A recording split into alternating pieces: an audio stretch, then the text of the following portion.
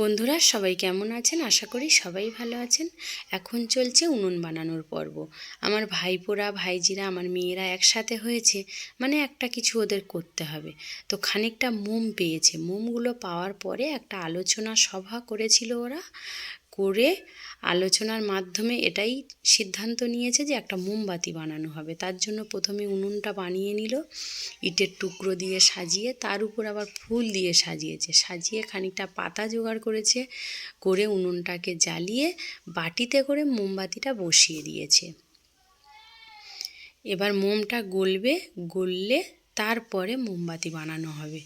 তো ছোটো বাবুর দেখুন ধোঁয়া লাগছে তাও উঠবে না।